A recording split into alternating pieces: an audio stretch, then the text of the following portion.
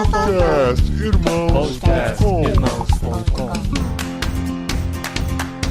Olá, pessoas! Podcastirmãos.com de número 574 entrando no ar. Eu sou o Paulinho, estou aqui mais uma vez com a doutora Silvana, que se chegar aos 99 já vai estar muito feliz, né, Sil?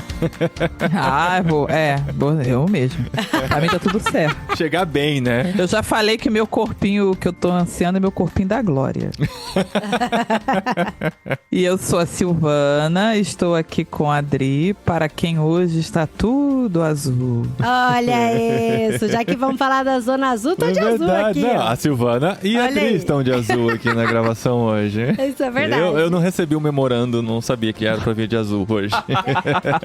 E eu sou a Adriana e eu estou aqui com o Paulinho, que usa a Fiona, nossa cachorrinha, para viver mais. Porque ela tira o estresse dele. Olha, isso não foi falado na série, hein? Não foi falado sobre animais de estimação na série. Eu acho que faltou. Eles não falaram de várias coisas, né? Sim, é uma coisa várias coisas. né? E coisas muito importantes. Isso, porque nós estamos aqui, quinta semana, né? E na quinta semana a gente sempre pensa num episódio diferente, especial. E ficou pendente no episódio de 2 semanas atrás, quando falamos sobre qualidade de vida e sono, ficou pendente falar sobre a série documental do Netflix que mencionamos, mas ainda não tínhamos visto, sobre as zonas azuis e sobre como chegar até os 100 anos. E conversando com a Silvana, pensamos, não, por que a gente não faz um apêndice, né? Uma continuação daquele episódio, não deixar ele ficar muito distante, né, do anterior, já voltar ao tema e falar um pouquinho mais sobre qualidade de vida aqui no podcastirmãos.com. Isso é o que o Paulinho tá dizendo. Eu tenho uma outra versão. A Silvana colocou no nosso grupo um comentário sobre essa série e a gente ficou tudo curioso.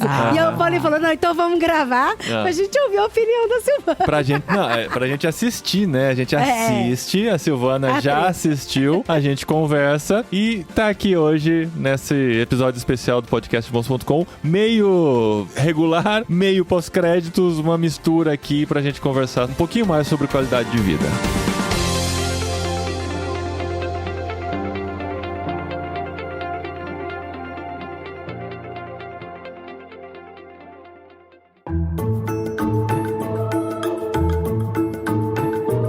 Bom, a série, gente, foi lançada esse ano na Netflix, mas não é pré-requisito pra você ouvir esse episódio ter assistido a série, porque a gente vai falar sobre o tema da série. Se você assistir depois de ouvir esse episódio, vai ser legal também. E se você, não importa a ordem, né? Se você deixar pra ouvir depois o nosso episódio de 2 semanas atrás, também não tem problema. Uma coisa vai complementar outra e a gente quer falar sobre tudo um pouco aqui nesse episódio. A gente ficou muito curioso pra ver essa série, primeiro porque como viver até os 100 anos, né? E às vezes até muito mais, que o segredo de viver até os 100 anos, porque foi um cara que ele ficou muito curioso, o Dan, ele até bateu o livro de recordes no Guinness, de atravessar de bicicleta o mundo inteiro, enfim. É um cara que busca a vida saudável há muito tempo, é um jornalista que depois dessa vida de ciclista, começou a trabalhar com o National Geographic, pesquisando sobre vida saudável, sobre longevidade. E ele fez uma coisa assim muito curiosa que eu achei super legal, ele pegou e ele falou assim, olha, eu vou descobrir por que existem lugares onde tem bastante pessoas que vivem acima dos 100 anos, né? O que esses lugares têm de especial, o que essas pessoas fazem, onde elas têm, assim, elas vivem muito, muito mais do que a grande maioria das pessoas que a gente conhece, né? E aí ele pegou e visitou esses lugares e esses lugares têm um nome, chama Zonas Azuis. E por que chama Zonas Azuis? Porque em 1999, um pesquisador italiano chamado Dr. Gianni Pes começou a detectar na região da Sardenha, na Itália, que existiam algumas comunidades onde as pessoas estavam atingindo os 100 anos e com uma média de idade alguns anos maior do que a média geral dos Estados Unidos. E ele começou a procurar esses lugares, visitar toda a região da Sardenha e cada vez que ele encontrava um povoado onde chamava atenção a longevidade das pessoas, ele marcava no mapa com uma tinta azul. E aos poucos a região da Sardenha foi ficando todo pintado de azul, até que uma região específica chamou bastante atenção, que é o ponto de partida do nosso jornalista aqui, que vai tentar entender porque nesse povoado da Itália as pessoas vivem tanto. E depois disso ele começa a pesquisar ao redor do mundo outros lugares que também chamam a atenção por sua longevidade. E aí ele foi nesses lugares e pesquisou, conversou com as pessoas e foi fazendo como se fosse um trabalho de TCC, de conclusão de curso de faculdade, anotando suas observações e tal, e vendo que aquilo seria relevante. Isso ele fez primeiro, que deu pra entender pela série, lá nos anos 2000, 2006, 2007 mais ou menos, ele fez essa primeira visita e começou a pensar e a detectar o que tem de diferente nesses lugares, né? Que estilo de vida eles têm, que alimentação eles têm, quais fatores que podem estar contribuindo para uma maior longevidade da sua população. Então ele fez essa primeira viagem nesse primeiro período e agora, né, depois que passou todo esse tempo e ele estudou muito sobre isso e desenvolveu outros projetos em cima disso, ele refez essas viagens para documentar e conversar com novas pessoas e tal. E daí que surgiu essa série Como Viver Até os 100, Os Segredos das Zonas Azuis no Netflix. Então, mas logo de cara tem um disclaimer grande assim, que ele fala que isso não é um documentário científico. Para isso você tem que procurar um médico, você tem que entender melhor sua saúde e tal, e ponto. Então ele parte desse princípio. Ele fala que esse documentário tem fins de entretenimento, né? Mas os pontos que ele levanta servem de atenção para todos nós, né? Que queremos ter uma vida longa. E quando a gente fala sobre vida longa, a gente não fala só assim, quero ultrapassar a barreira dos 100, né? A gente tá falando sobre qualidade de vida, a gente tá falando sobre uma velhice saudável, né? As pessoas que a gente viu nesse documentário são pessoas com a cabeça funcionando bem, com o corpo funcionando bem, cercado de amigos. Então, assim, não é simplesmente chegar aos 100 nos trancos e barrancos, é chegar aos 100 com uma qualidade de vida que chama a atenção, né? Que é o que essas pessoas atingiram. Então, por isso que é bem interessante essa série, por causa desses pontos que levanta. Mas a Silvana viu também essa série com seu olhar de médica geriátrica, vai ter as suas observações aqui, né? Pra gente, como leigos ou pessoas que estão estudando isso recentemente, têm pensado sobre isso, chamou muita atenção vários fatores, né? Que estão comuns em muitas dessas zonas azuis, que são coisas que a gente no nosso dia a dia às vezes deixa passar despercebido, não nota o quanto isso faz a diferença para a qualidade de vida, né? Nós em centros urbanos, com todo o conforto do mundo, com assistentes virtuais, secretárias eletrônicas que ajudam para nossa vida ser mais fácil, a gente não percebe como cada vez mais a gente vai se distanciando do alvo da vida saudável, né? Então, eu gostei do documentário. Eu acho que ele é muito interessante como um ponto de partida para levar reflexão, né? Eu acho que o grande valor desse documentário é que ele traz algumas coisas, assim, que contradizem o senso comum. E eu acho que ele dá um choque de realidade em quem assiste. Eu acho que ele tem esse valor, assim. Agora, o que acontece? Vocês já começaram falando uma coisa importante. O documentário, ele é uma obra de entretenimento. Muita gente pega o documentário e trata como uma peça científica, né? Inclusive, sem pegar os dados e analisar com cuidado. Você vê que ele vai passando pelos lugares, por exemplo, vários dados que vão atrapalhar a narrativa, ele tira na hora de falar. Como o fato do pessoal de Loma Linda não beber álcool. Sim, porque Loma Linda é uma região dos Estados Unidos, basicamente de adventistas do sétimo dia, né? Então, a gente tem lá a única zona azul nos Estados Unidos, é Loma Linda, e mostra a vida em comunidade deles, como eles trabalham muito na parte esportiva, enfim. Mas não menciona, né, que eles não consomem álcool nessa realidade. Então ele, tipo assim, aquilo que vai poluir um pouco a narrativa, eles vão meio que sacando fora, entendeu? Então, o documentário é legal quanto a narrativa. E aí vem o que eu falei que eu tinha várias observações a fazer, é que, na verdade, o documentário das Zonas Azuis, ele é um documentário feito para o público americano. Sim, isso a gente percebe. Ele é um documentário perfeito para o público americano. E eu acho que o valor de nós, né, quem é brasileiro, quem é falante de língua portuguesa, né, eu acho que algumas pessoas que estão no continente africano e às vezes têm acesso ao podcast e vão ter acesso ao documentário, acho que é interessante que existem vários hábitos que nós temos e que nós estamos perdendo por causa até dessa globalização da cultura no Ocidente e que você deveria resgatar. Eu acho que o valor do documentário é esse. Mas se você vê que o documentário é todo referenciado para a população americana, tem várias coisas que ele vai falando ali e você fala assim, cara, mas isso aí não é natural fazer? Aí você fala assim, mas isso a gente já fazia. Isso a gente já faz, O arroz e feijão é muito engraçado, né? Quando ele falou, olha só o que ele descobriu. Se você você come arroz e feijão todos os dias. É uma comida super balanceada. O segredo do pessoal de Loma Linda, eles comem feijões. Tá cheio de feijão no mercado. Aí eu, igual aqui. Então, assim, ele tá descobrindo certas rodas que nós...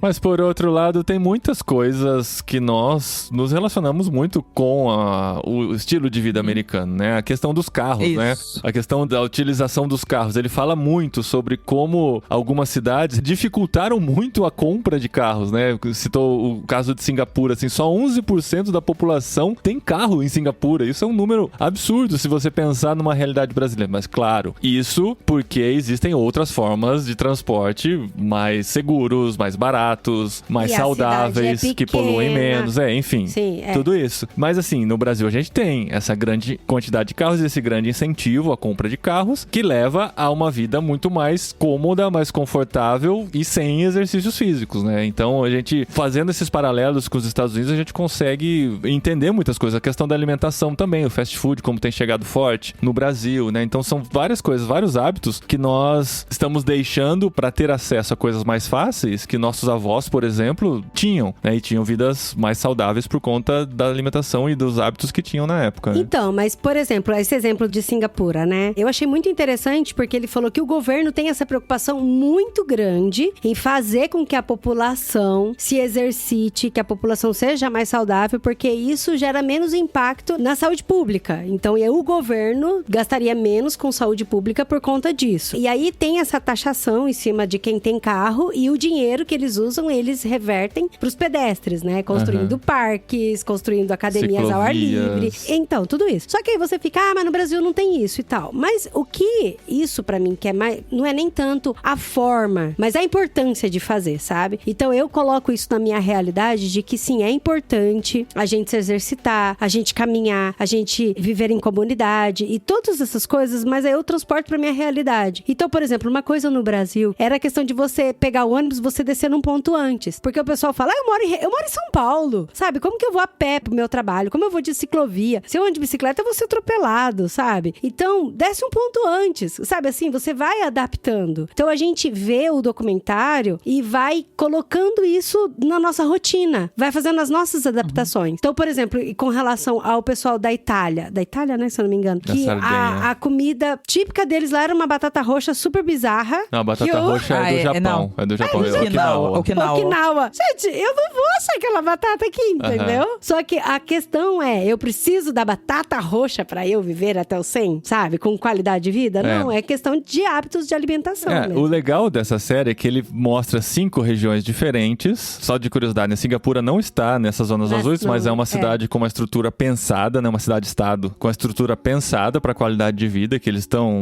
melhorando a cada década muito a expectativa de vida. E é um centro urbano super populacional e tal. Mas o legal dessas zonas azuis é que, assim, você não vai ver a batata roxa nas outras 4 zonas azuis, né? Você não vai ver o vinho da Grécia, no caso, né? Em Loma Linda. Você não vai ver as ladeiras da Itália em Costa Rica. Então, isso que é legal dessa observação, porque ele não foi só em um lugar e falou, ó, siga essa cartilha, faça isso, que você vai conseguir ter uma longevidade maior. Mas ele foi identificando fatores e colocando dentro de categorias de indícios de coisas que podem colaborar para uma melhor qualidade de vida. E tem algumas, assim, que dá para colocar dentro de categorias, né? Como a categoria alimentação, né? Antioxidantes, vegetais. Diminuir comida processadas, industrializadas. Quanto mais natural, melhor e tal, né? A questão dos exercícios físicos eu achei incrível, assim. Incrível. Essa foi a parte, acho que eu mais gostei. Porque a maioria deles não tem uma rotina, eu vou fazer exercício físico. É o estilo de vida deles que leva a isso. Eu achei muito legal. Aqui a gente vive numa cidade de muitas ladeiras, né? Então, para levar as crianças pra escola, a gente sobe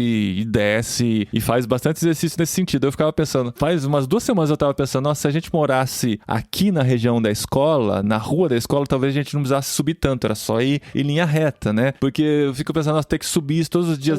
Aí a gente vê que na Itália, um dos fatores que contribui para a longevidade das pessoas é que eles sobem e descem para ir para todos os lugares, nessa região específica da Sardenha. E são exercícios que eles estão fazendo. Outro que me chamou a atenção também, que eu nunca tinha pensado, acho que já devo ter ouvido falar isso acontecer alguma situação, mas nunca me toquei com relação a isso, os japoneses não terem cadeira, né? E sentarem no chão. Então a senhora com 102 anos, ela vai comer, ela senta no chão. Ah, mas qual que é a vantagem disso? Porque você tá praticando agachamento 30 vezes por dia, as pessoas praticam isso. O tempo todo. Né? E aí ele compara, né, com os dados da maior causa de mortes de idosos dos Estados Unidos é por conta de quedas dentro de casa. Por quê? Porque estão com os membros inferiores enfraquecidos. E os japoneses não, porque eles estão agachando e levantando. Aquele senhor lá de 100 e poucos anos levantando o corpo só com os braços, com as pernas cruzadas e tal. E você vê que ele não praticou isso a vida inteira pra fazer aquilo. É simplesmente o estilo de vida dele. Então, me chamaram a atenção essas coisas e de pensar que, assim, não é só a gente começar a fazer um desses fatores, sabe? A partir de hoje eu vou comer batata roxa em todas as refeições, né? São várias coisas agregadas e é uma constância. Não é essa coisa, eu vou pagar 1 ano de academia, fico saudável e depois deixo de fazer exercícios. É uma coisa que eles vão fazendo o resto da vida e fizeram isso a vida inteira. Então, se é algo que a gente quer perseguir, a gente tem que começar agora, né? Na mudança de estilo de vida, mas tem que manter isso. É por isso que os especialistas em qualidade de vida, em exercícios e tal, eles sempre dizem que a gente não pode fazer aqueles câmbios, né? Aquelas mudanças tão bruscas que a nossa vida muda tanto que a gente não consegue manter aquela mudança, né? Tem que ser algo sempre gradativo e começar coisas que você sabe que você vai manter, né? Então esses exemplos pra mim foram muito inspiradores nesse sentido, de saber que existem coisas que se pode fazer e quanto mais cedo a gente começar, mais chance de sucesso a gente tem, né? Olha, a Espanha não tá nessa zona azul, mas eu acho que devia estar, viu? Porque o pessoal aqui caminha pra caramba, Sil. Não, deve ter alguma região da Espanha, eles assim. são muito fortes, gente, é impressionante. Agora vem a questão, né? Zonas azuis é um produto. Sim, sim. Entendeu? Foi um termo de pesquisa, mas o Dambutner hoje você entra no site, é um projeto. Uhum. Então, na verdade, hoje o termo é um produto. E eles estão vendendo um produto ali. Agora, é claro, eu posso olhar para o produto e absorver princípios que ali existem, né? Então, eu acho que a obra, ela serve muito para dar alguns starts. Por exemplo, uma coisa que a gente aqui em casa estava assistindo, o Rogério botou a mão na testa e falou assim, meu Deus, trabalhar em home office, né? É para destruir a população, né? Vai acabar. Só tá preocupada aí falando que vacina vai dizimar, que vai dizimar a população é home office, trabalhar em escritório. A gente se livra de um lado, que é do estresse, né? Diminui o estresse do trânsito, da lotação, do tempo que você demora para chegar em casa e até do ambiente de escritório, que o estresse é um dos fatores que contribui com o envelhecimento e com a morte precoce, mas acaba perdendo de outro lado, né? De você poder ficar dentro de casa o dia todo. E você pode, né? Se você não precisa levar ninguém para nenhuma atividade, você não tem filhos que precisam sair de casa, você pode passar a semana inteira dentro de casa, pedir as coisas por aplicativo e viver totalmente sedentário, né? A gente ganha de um lado, mas se a gente não perceber, a gente tá perdendo de muitos outros lados, né? Mas, Paulinho, sobre esse lance do sedentarismo do home office, eu acho que tem os dois lados, sabe? Eu acho que o home office ele é menos estressante que trabalhar presencialmente, dependendo do cargo, do ambiente de trabalho, do seu salário. Se o salário for muito baixo e você, no tempo livre que você tá em casa, você vai fazer outras coisas produtivas, aí realmente você fica um tempão no trânsito pra chegar lá, pra ganhar aquele salário super baixo. Aí você acha que não vale a pena sair de casa. Agora, por exemplo, eu noto assim, né, pela minha experiência de trabalho em casa e por quem eu vejo. Cara, às vezes tem o meeting, né, pra resolver o meeting.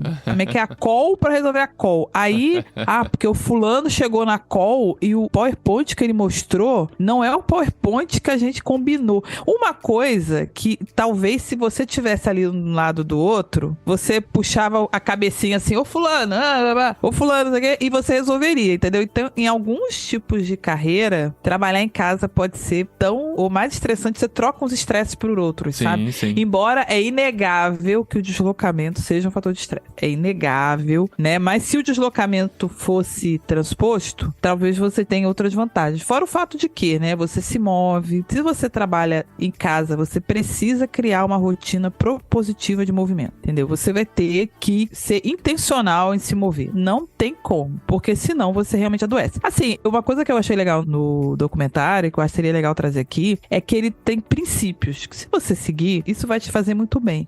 Agora, Agora, a minha dúvida é até onde, né, o que é colocado na obra em si e até no projeto é feito para tentar, com uma estratégia, sim, de solução de um problema que existe, que é a baixa longevidade da população dos Estados Unidos. Isso é um problema, né? Dentre os países desenvolvidos, Estados Unidos da América é o que tem menor expectativa de vida e uma expectativa em decréscimo. Não e a é obesidade só também, né? 75% da população dos Estados Unidos é obesa. Isso é impressionante. É, exatamente. Mas vocês sabem que os grandes obesos, eles estavam no México, quando a última vez que eu tinha olhado.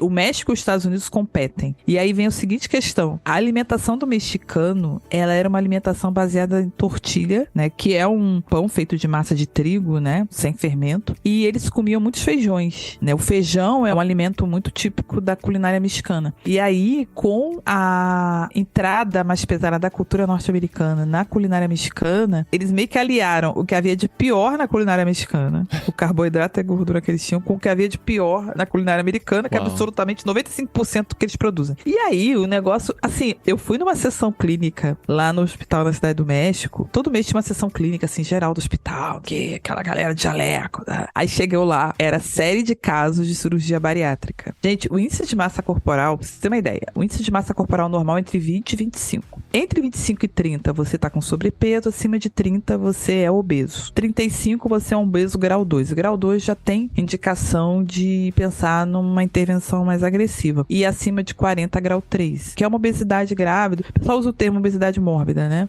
O índice de massa corporal da galera dos estudos que eles faziam era 55 a 60. Que isso? Quando eles falavam, eu falei assim, se você pensa assim, isso não existe. Isso só existe, sei lá, naqueles Discovery Channel maluco da vida, aquelas coisas, o homem mais obeso do mundo, aqueles casos muito absurdos. Lá era uma série de casos que eram operados no hospital. Vinham várias pessoas. Era um negócio assim maluco. Porque aqui no Brasil, uma pessoa chega a 35, 36 de índice de massa corporal, tá indo pra bariátrica. Tem muita gente que faz bariátrica aqui no Brasil, assim. Ele nem tentou outras medidas. Lá é um negócio assim absurdo. Então, se tem uma coisa que as pessoas precisam guardar do documentário é a dieta. Eu acho que a dieta faz muita diferença e impacta. Porque, inclusive, tá? Quando você faz uma dieta dentro de bons princípios, isso vai te levar a se mover melhor, entendeu? Porque você vê que o bom alimento te leva a andar no supermercado, te leva a plantar uma horta, sabe? Te leva a ir numa feira, te leva pra fora de casa. Isso já trabalha outras coisas. E sem contar como a gente se sente melhor mesmo, né? Desde que a gente veio pra cá, o que a gente mais sofria no início era a falta de carne de vaca, porque a carne de vaca aqui é caríssima e não tem a mesma variedade que tem no Brasil e tal. Às vezes tem um bife, uma opção de bife lá que já tá na bandejinha pra você comprar. Então, assim, pouco a pouco a gente foi deixando de comprar carne de vaca e comendo mais carne de porco, que é o que eles têm aqui, frango. Assim, carne de vaca, quando a gente faz em casa, a gente até faz... Hoje é dia especial, hoje é dia de comer carne de vaca. Acontece a cada 3 meses, assim. A gente faz um bifinho e come e tal, pra matar saudade e tal. Mas é interessante como só de comer menos carne de vaca, a gente já se sente muito melhor, já se sente com um ânimo melhor. Né? E pros espanhóis, quando a gente fala pra eles que o churrasco no Brasil é com carne de vaca, eles falam, sério? Mas não é pesado? E criança come normal? Criança... Não, assim, eles não sabem fazer carne de vaca. Acho que tá lá no mercado pra estrangeiro comprar. Pra estrangeiro. Eles não tem. Em restaurante aqui, se o restaurante é espanhol, e aqui, né, na nossa cidade só tem espanhóis basicamente, não tem opção. Aqui tem as tapas, né? Você vai no bar, você pede a bebida e escolhe a tapa. Tem um menu assim com 50 tapas. Nenhuma delas vai ter carne de vaca. Nenhuma. Mas pro norte tem, né, amor? Galícia e tal. Pra Galícia eles já comem mais. Mas isso reflete na saúde das pessoas também. Obesidade aqui é uma coisa muito rara de ver. Eu lembro que a gente foi nos Estados Unidos em 2010 e a gente se assustou de olhar assim, de ver que as pessoas são imensas mesmo, assim, várias. A gente teve congestionamento no IKEA de carrinho pra obeso. Que eles... Eu fiquei. Isso eu é uma tava coisa grávida e aí eu lembro que eu tava muito cansada. Eu falei, não, eu vou usar esse carrinho. Tô grávida, barrigudinha, né, e tal. E eu tava competindo os carrinhos com eles ali. Não, Estados Unidos é padrão Wall-E. Olha aquele Wall-E, o filme da Pixar, o Wall-E, o padrão Wall-E. Bizarro, E aqui na Espanha, falando da nossa região aqui, é muito raro ver. Existem, também. Existem também. Não do nível que a gente viu nos Estados Unidos. Existem pessoas obesas, assim, mas é muito raro. É difícil. Você vê até chama atenção, assim, porque é diferente dos demais da população, né? Então, eu vejo que, assim, muitas das coisas descritas no documentário a gente vê presentes aqui, né? A alimentação mediterrânea, o quanto eles andam, eles gostam de andar. E eles não medem esforço pra andar, sabe? Gente, é impressionante. Ó, eu vou falar pra vocês. A primeira vez que eu fui visitar uma amiga minha espanhola aqui, a gente foi todo mundo em família, até a cachorrinha foi junto e tal. Aí a mãe dela, que é bem mais velha que a gente, falou assim, eu quero mostrar um lugar pra vocês aqui que é bem bonito aqui atrás. É um pântano. Vamos lá caminhar todo mundo. Aí a gente foi todo mundo com a cachorrinha andar. Gente, a minha cachorra tava com a língua de fora, cansada. Nós também. E a senhorinha, vamos lá, gente, vamos subir. E ela não parava. É verdade. Muita energia. Eu virei pra minha amiga e falei, sua mãe é sempre assim? Ela falou, sempre. E ela agacha, ela planta, ela cuida das plantas, ela tudo. E não tem nada. Super forte. Ela e o pai dela, né, amor? Então, a gente viu muito, né, do que a gente viu no documentário aqui e tem aprendido muito com o estilo de vida espanhol também, aliando, né? A gente continua comendo arroz e feijão dentro de casa também. Sim.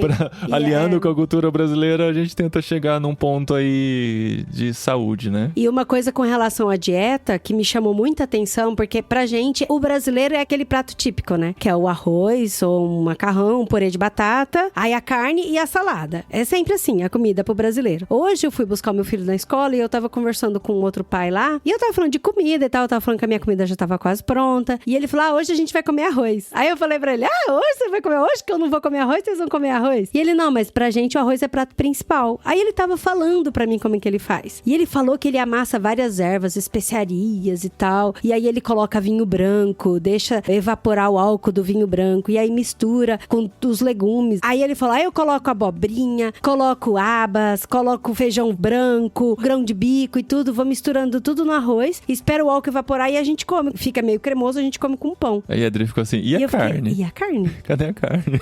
Não tem, a refeição é isso. É sério, gente, era arroz com um monte de legumes, vinho. Não, e eles não são vegetarianos, é simplesmente assim, essa vai ser a refeição do dia. É que o Brasil tem uma disponibilidade de carne inigualável, né? Talvez poucos países no mundo tenham tanta carne disponível quanto o Brasil. Os Estados Unidos têm. Aí é outra realidade, né? Alguns lugares têm muito acesso à carne processada, né? Que são os embutidos, aí por aí vai. Então, nós brasileiros nos acostumamos. O Uruguai, a Argentina tem muita carne também. E aí, né, entra nessa realidade. Nós nos acostumamos a ter carne no prato todo dia, ou carne, ou peixe, né? Ou frango. Ou um ovo, pelo menos, né?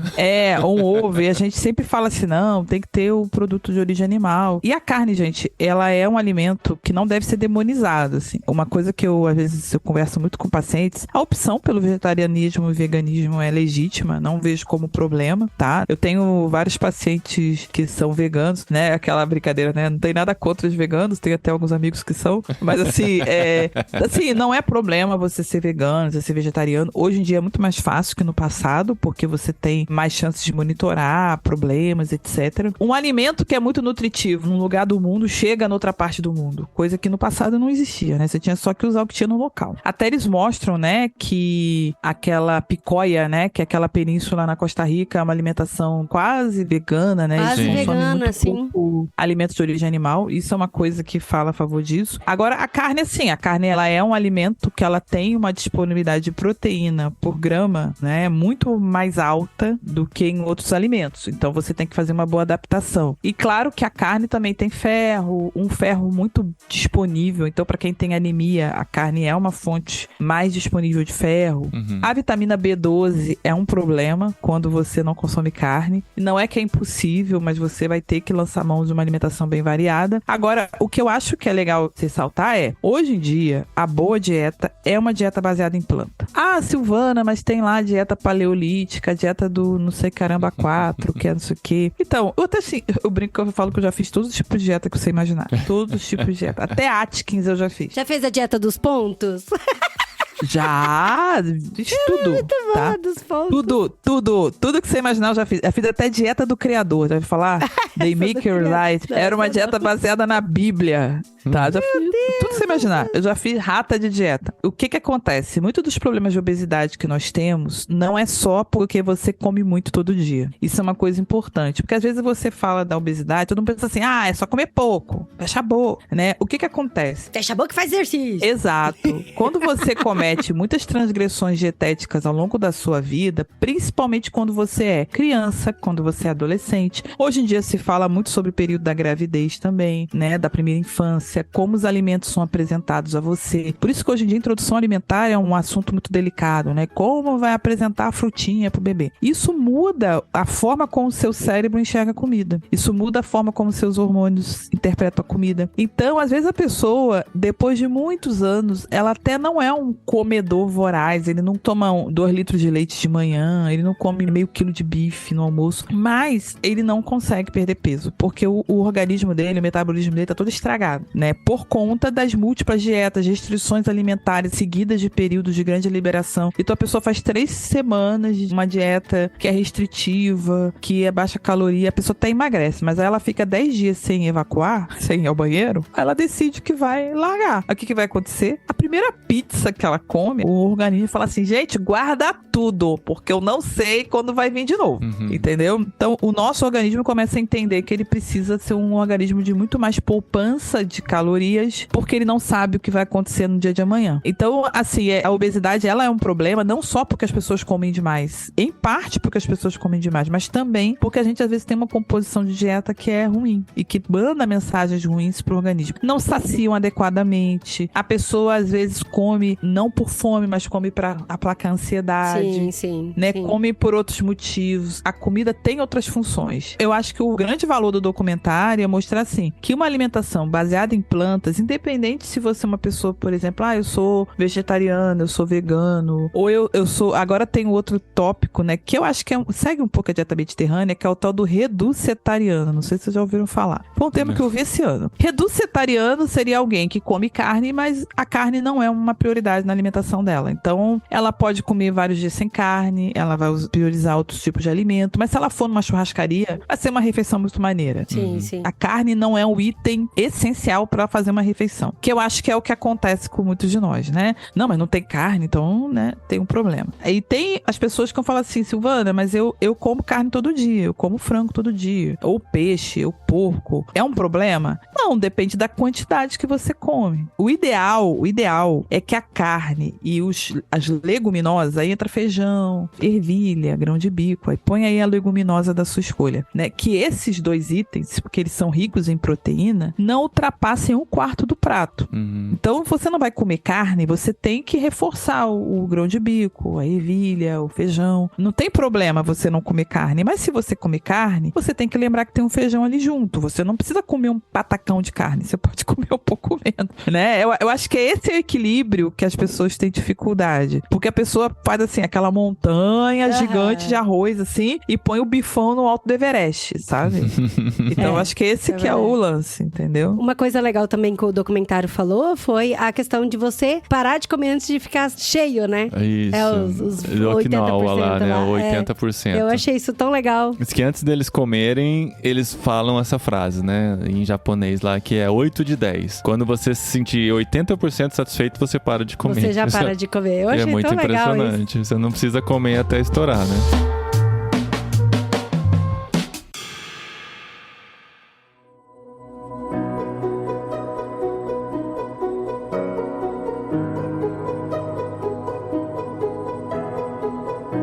Então, mas uma coisa assim, a gente sabe que o documentário deixou de falar um monte de coisa, e eu fiz aqui essa brincadeira na abertura da cachorrinha, porque a gente realmente, eu senti falta não falar de cachorro, mas porque a gente sabe que o estresse, ele é uma das coisas que, inclusive, foi falado em todas as comunidades que ele visitou sobre como combater o estresse. Não é que a pessoa não tem problema, porque às vezes você pensa, é só tirar todos os problemas, que daí ele vai ser feliz e aí ele vai viver até mais longe, né? Ou tem que ter dinheiro pra poder comprar comida boa, natural, e aí ele vai viver mais. Não, mas todo mundo tem problema. Agora, a forma como você lida com o problema que faz diferença. E aí, por isso que eu senti falta de falar dos mascotes, né? Porque a gente sabe que um petzinho ajuda bastante a lidar com questões de estresse e frustrações, né? A gente vê muito isso aqui em casa também. Tanto que a nossa cachorrinha faz bem pra gente, né, amor?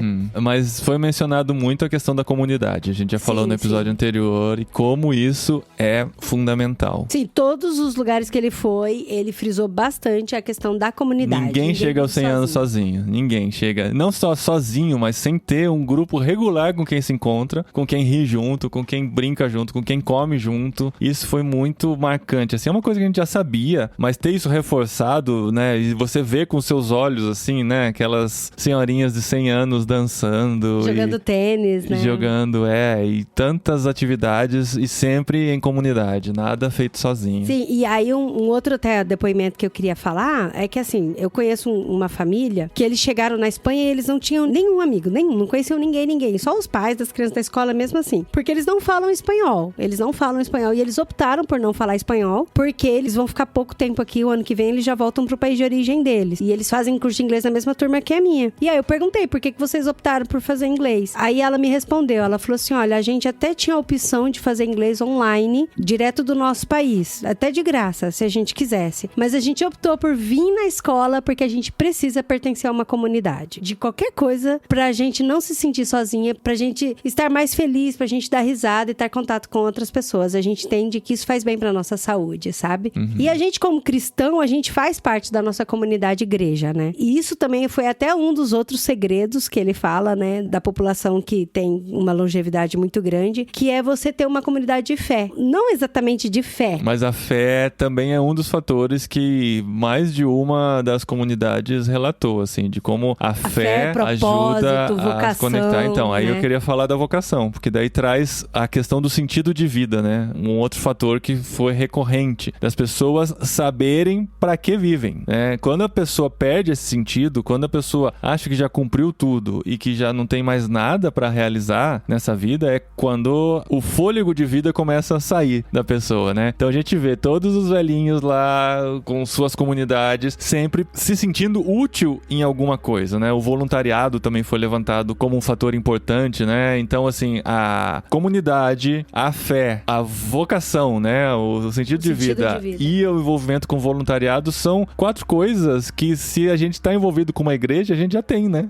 É uma grande vantagem nossa de poder experimentar isso nesse relacionamento com os irmãos, nós cristãos, que podemos partir já com isso bem encaminhado, né? Se a gente tem essa realidade da nossa vida. Eu gostei dessa parte. Ele até separa, né? Ele põe conexão e ele chama de outlook como os fatores separados. Que seria a transcendência, eu acho que seria o termo para fazer uma boa tradução. Porque ele, na verdade, ele cria, né, 4 princípios para cada zona azul e todo mundo se encaixaria nesses 4 princípios. Sobre a conexão, eu acho que tem 3 coisas que ele fala lá que são fundamentais. Porque uma coisa que eu vi no documentário, falei assim, conectar é maravilhoso. A conexão não te estressa, né? Que tem conexões que te...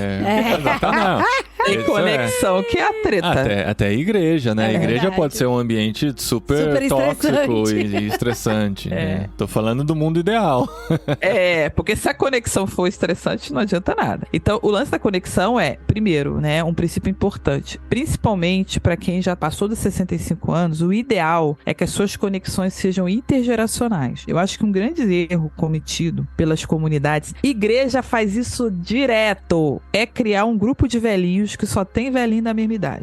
Ah, não, os 80 a mais vão ter... Assim, hoje em dia, quando a gente fala em gerontolescência, né, em bom envelhecimento, a gente conversa muito sobre a importância de que a conexão seja intergeracional. O Pijama falou bastante isso naquele episódio que a gente fez com ele. Exato. Uma das conclusões que ele chegou no seu estudo também. É fundamental. Você tem que ter 2 ou 3 gerações interagindo. Ah, mas o grupo dos idosos não pode ter o momento deles? Deve ter o momento deles, mas eles também têm que ter momentos momentos em que eles interajam com as pessoas da geração abaixo e até com os jovens. Tem que ter essa troca, porque um vai contribuir pro outro, né? O mais jovem contribui pro mais velho, o mais velho contribui pro jovem, né? Isso aí é muito importante. Qual é uma das consequências de você ter grupos muito homogêneos com todo mundo na mesma faixa etária? Todo mundo quer viver até os 100? Quer. Mas chega uma certa idade, um falece, ao segundo falece, ao terceiro. E aí, eu tenho vários pacientes nonagenários que viveram essa experiência de perder o grupo todo. Ele ser o último do grupo. E aí é horrível, porque de repente ele fica sozinho. Ele é o remanescente. Então, quando você tem conexões mais intergeracionais, esse grupo, ele tá sempre se renovando. Então, claro, o mais velho, ele vai deixar esse mundo, mas ele vai deixar o legado. E o legado vai ser lembrado pelos outros, né? Que é uma coisa que ele também fala. Então, ele fala muito sobre a questão da conexão. Primeiro, você ter a tribo certa, ou seja, você se juntar com pessoas que sejam parecidas com você, isso faz diferença. É claro, gente, que a gente nunca vai ter todo mundo pensando igual e formar caixas de eco, né? Câmaras de eco é um problemaço. Então você tem que tomar cuidado do que é essa tribo certa. Mas se você é uma pessoa que é ativa fisicamente, você vai acabar se conectando com pessoas que também são ativas fisicamente. Se você é uma pessoa que tem um certo estilo de alimentação, a sua tendência é se reunir com pessoas que têm uma alimentação parecida com a sua, né? Eu acho que é isso que a gente tem que tirar de lição. Porque senão também você tem o risco de criar câmeras de eco e tudo mais. Tem que ter essa ressalva. A outra coisa que ele fala é você ter as parcerias, né? E é muito legal ele falar das pessoas ali que se ajudam, né? Que até fazem, né, vaquinha pra ajudar uns aos outros. A Adri conhecia, né? A Adri conhecia Muay esse é maravilhoso. termo. Minha família sempre fez Muay.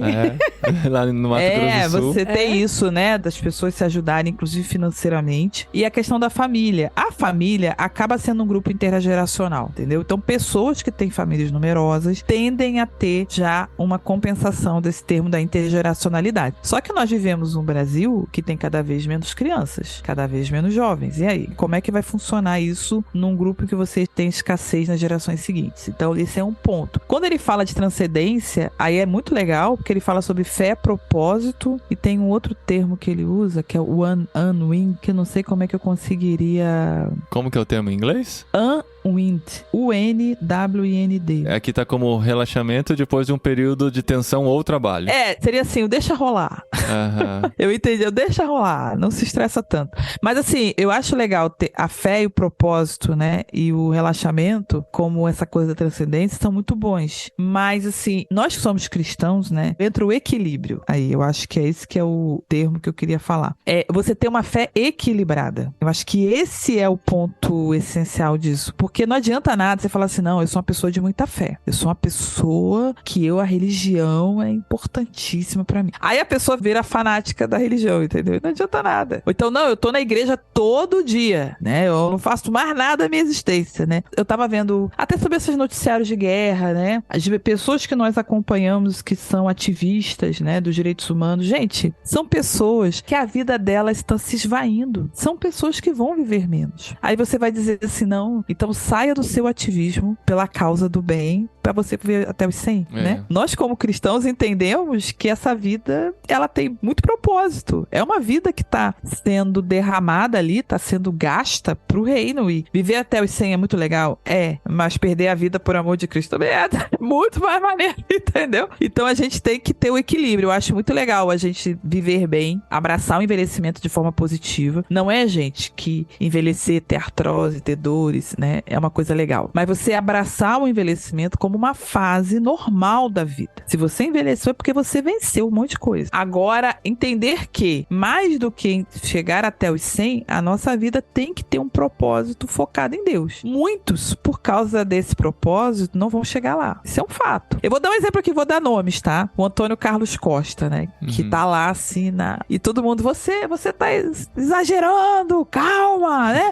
Não, vai tirar férias na Bahama, Antônio Carlos Costa. Vai passar um tempo lá em Loma Linda, na dieta mediterrânea, entendeu? Pastores, né, que estão se desgastando enquanto visitam, né, os seus membros nos hospitais, e que vão visitar o pessoal no presídio. Houve história super cabeluda. As missionárias que estão lá no interior do Raio que o Parta, né, onde ninguém mais quer ir, estão lá alimentando os pobres, né? A galera que tá lá num hospital de campanha campanha, sabe? Essas pessoas estão se gastando. Aí você vai dizer assim, sua vida não tem sentido, você não vai viver até os 100, olha só, né? Então, eu vejo isso assim, como lições a serem tomadas, que nos dão uma ideia de viver de forma mais sábia, né? Eu gosto muito desse termo wise, né? Que é essa coisa assim da esperteza, da sagacidade, da sabedoria nesse sentido. Mas eu vejo assim, é uma coisa que você, quanto cristão, apreende, você vê que é legal e você vai dosar aquilo conforme o propósito de vida que Deus te deu. Não é porque você, às vezes, tem uma missão que é super complexa e te estressa muito, que você não vai ter que passar por momentos de relaxamento. E não se sinta culpado por isso, né, Silvana? Exatamente. Você é um pastor que tá, né, numa comunidade de periferia, passando muito sufoco, não é por isso que você não vai cuidar o mínimo da sua alimentação, né? O mínimo possível. Porque além de que comer bem, às vezes, demanda um pouco de investimento no tempo, às vezes você é o pastor que sai visitando e cada lugar que você chega, aquela senhorinha vai te oferecer um bolo, vai te oferecer um pastel.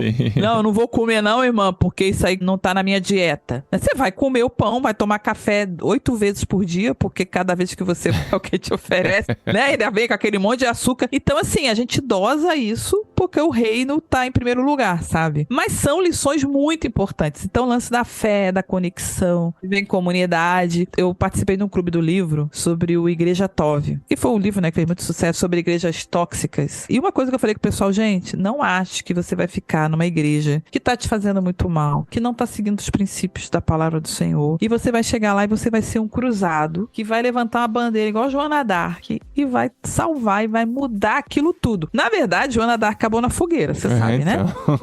Então, não pense isso. Se você tá ficando doente por causa da tua igreja, gente, ora ao Senhor, começa a avaliar, converse com quem você pode ter acesso, veja o que pode ser feito, mas considere ir para um lugar onde você vai frutificar, onde você vai ter ali o mínimo de chance de você ser uma arvorezinha bonitinha lá no bosquezinho do Senhor, sabe? Não aqueles pinheiros com folha caída, as folhas tudo fungada, tudo ferrado, porque você tá vivendo aquele estresse. Então, quando a gente fala de estresse, todo mundo lembra de estresse relacionado ao trabalho, né? Mas existem os conflitos familiares. Sim. Existem famílias muito adoecidas, em que a pessoa realmente passa por abuso, passa por maus tratos, passa por conflitos gravíssimos, né? Que são um problema. Algumas situações de igreja são extremamente tóxicas, têm que ser remediadas. Então, assim, eu acho legal, quando a gente vê esse tipo de conteúdo, ver os princípios que estão ali e tentar encaixar na nossa ótica, sabe? Eu acho que o principal você tem que se conectar, mas tem que ser uma conexão que junte com o seu propósito, sabe? Uma conexão que seja útil pro seu propósito. Qual é o seu propósito? É viver o reino de Deus, é desenvolver o fruto do Espírito, é você ser uma pessoa melhor pro reino. Não porque você vai ser salvo por causa disso, mas porque você é salvo em Cristo. Eu acho que mais do que viver até os 100, tem que viver até os 100 com um propósito, sabe? Isso. Então, você viver até os 80, mas for uns 80 bem vividos,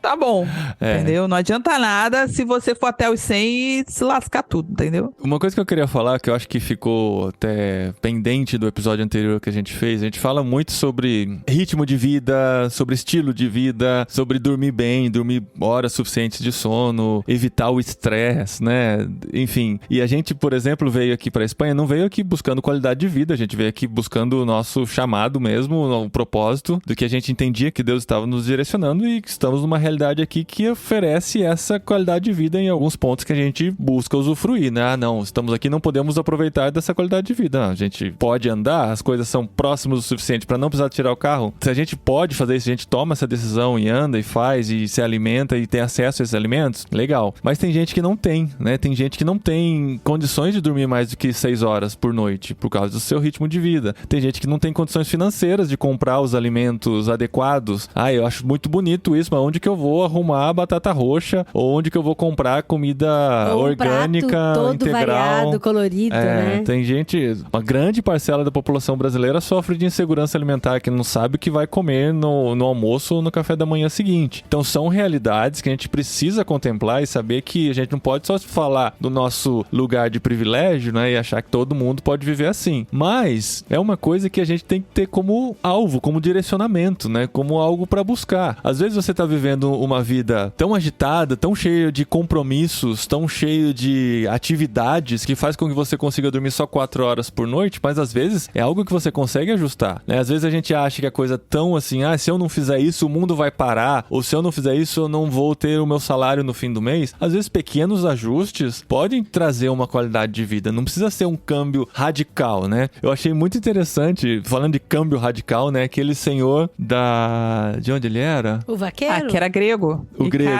o grego. De Icária. O grego, né, de uma das zonas azuis, que foi morar nos Estados Unidos para construir a vida. Depois de muito tempo lá... Nossa, aquela história é muito maluca. Ele foi detectado com câncer de pulmão e o médico disse que ele não teria mais 6 meses de vida. Isso ele tinha 73 anos, uma coisa assim, né? Eu não sei, era jovem, né? Por centenários ele era jovem. Aí ele falou, eu não quero passar o fim da minha vida aqui, quero voltar pra Grécia, pra minha cidade da Grécia.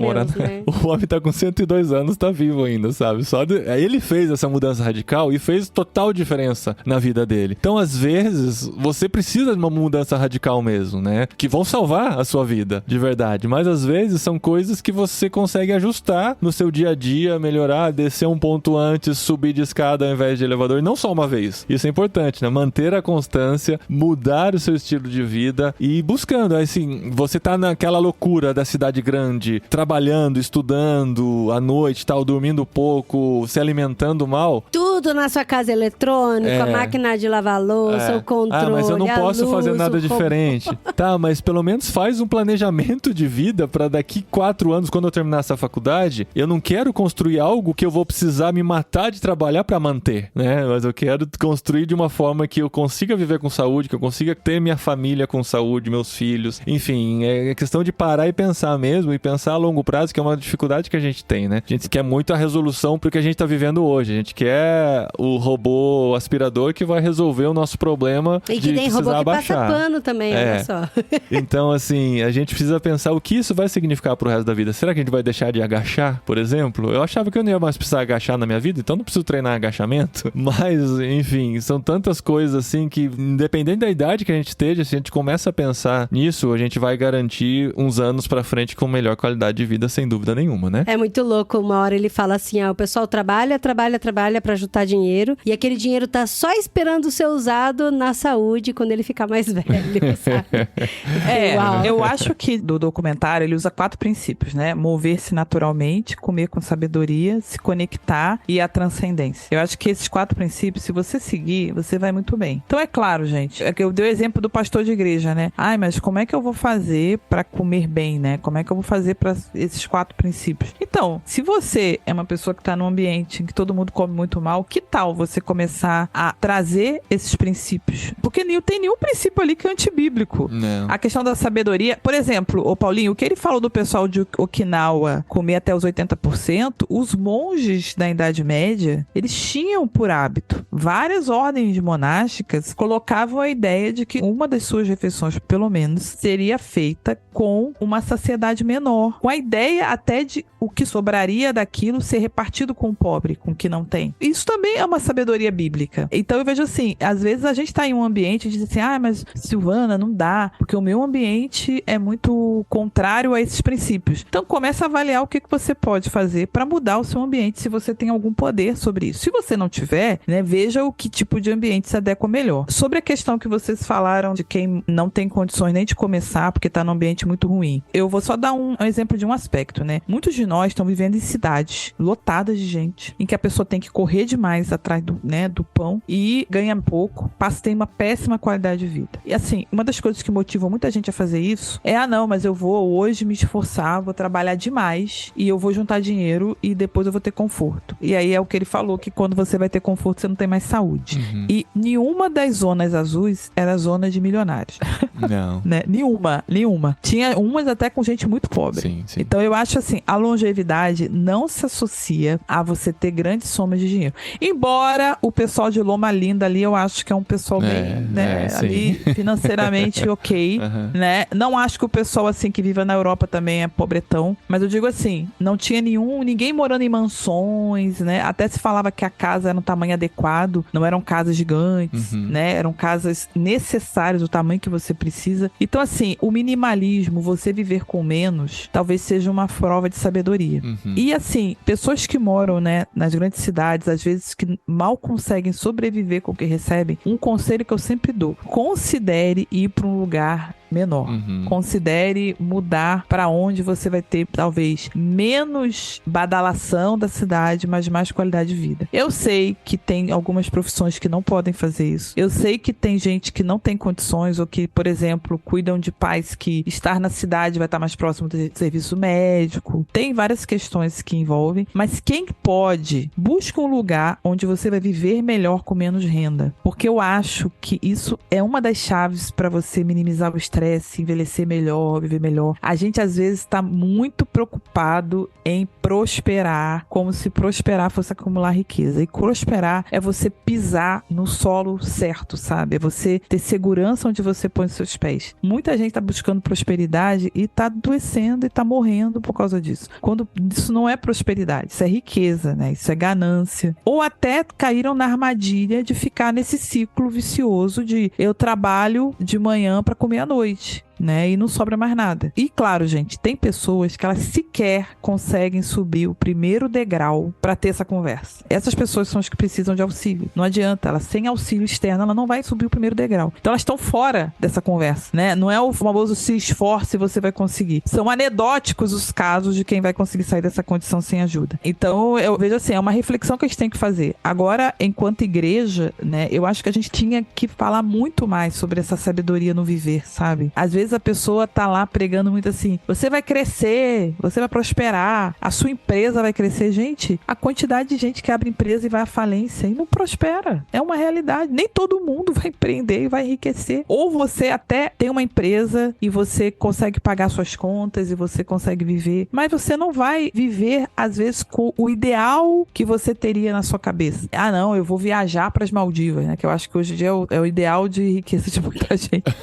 Cara, nem todo mundo vai, cara. Eu vou pra Maldiva na nova criação. Eu vou conhecer as Maldivas na eternidade, cara. Assim, entendeu? Então você tem que ter os pés no chão. E eu acho que uma coisa legal do pessoal ali, que os 5 lugares eu acho que era bem forte. Eles viviam fincados no tempo presente, né? O pessoal vivia ali, fazia sua hortinha. Ali, Paulinho e Dri, eu senti muita falta de cachorro também. Falar de cachorro. Eles não falaram muito sobre sono, porque ali era um lugar tão tranquilo. Acho que todo mundo ali dorme bem. Assim. Mas sobre trabalhar menos, sim. O pessoal trabalha menos, o pessoal tem o local, apesar deles andarem muito, deles circularem bastante, eles não precisam pegar um carro para ir até o mercado. A questão lá de Singapura eu achei legal, mas Singapura, ele é um bom exemplo de uma comunidade num lugar circunscrito, né? É uma cidade que tá num lugar meio, né, que ali tem fronteira. Na ponta de península. E tem fronteira, né? Tem fronteira, você delimita quem entra e quem sai, né? De certa maneira. E ali você tem um local limitado fisicamente, onde você consegue trabalhar. Então, às vezes, assim, você tá no seu bairro, você pode montar uma horta comunitária. Vou dar um exemplo aqui. Perto aqui de casa tem uma creche. E, gente, inauguraram a creche e não fizeram o raio de uma calçada, de um acostamento, pro pessoal ir andando com as crianças até a creche. Agora, sei lá, 1 ano depois, é que estão fazendo a obra para botar um calçamento. O que acontecia? Muita gente voltava de carro e voltava de Uber ou o que for, né? Van, escolar, sei lá. E muita gente se arriscava. Quem não tinha dinheiro se arriscava a pé. E não é um percurso tão enorme assim, sabe? Se você tivesse uma calçada segura, eu levaria a menina a pé ali com um carrinho, sabe? Porque a distância é longa pra criança. Mas com carrinho dá pra ir pra levar. Então, assim, é uma coisa tão simples, né? Não é tão caro assim. É aquele lance que ele falou, né? Da cidade ter uma passarela, né? Ter um caminho reto pra você ir até o centro fazer uma compra. Então, são coisas mínimas que a gente, enquanto cidadão na nossa cidade, a gente consegue reivindicar enquanto projeto pro nosso bairro, né? Pro nosso distrito. São coisas muito simples. A gente pode influenciar positivamente em torno desses 4 eixos. Pois é. Oportunidades e possibilidades não faltam, né? É só a gente ficar atento e se dispor que elas aparecem. Sim. Mas é isso, gente. A série tá lá no Netflix. Claro que não é patrocinado esse episódio nem nada, mas foi uma série que mexeu muito com a gente. São 4 episódios entre meia hora e 45 minutos cada um. Muito interessante. Tô recomendando pra toda minha família assistir, porque são as pessoas que a gente ama e a gente quer, né, que vivam mais, né? Então, recomendo que todos assistam e curtam e espalhem esses bons princípios, né? E adaptem pra sua realidade, pra sua comunidade. E vamos fazer uma diferença aí nesse quesito no mundo também. E, gente, se você não tem uma comunidade, comunidade. Busque uma comunidade. E se você não encontrou nenhuma comunidade perto, crie uma comunidade. Veja o que você gosta de fazer. Sabe, você gosta de fazer tricô, sabe? Junte, começa a descobrir as pessoas que façam tricô e vamos fazer juntos, sabe? Eu sei que se relacionar com pessoas dá trabalho, mas a gente sabe também que tem seus benefícios. Isso, a gente abençoa e é abençoado na comunidade. Beleza, gente? Obrigado mais uma vez, Sil. Daqui 2 semanas a gente volta com mais um assunto de saúde. E é muito bom, gente. Não fiquem sozinhos, não se isolem. Estar junto com pessoas é muito bom. E use esse tempo para influenciar positivamente, apresentar Jesus, né? Dar um testemunho fiel, presença fiel, fora do seu ambiente de conforto. Muito bom. Muito bom, gente. 2 semanas é brincadeira, tá? Mas a gente quer voltar mais nesse tema, assim, aqui no podcast irmãos.com, com certeza.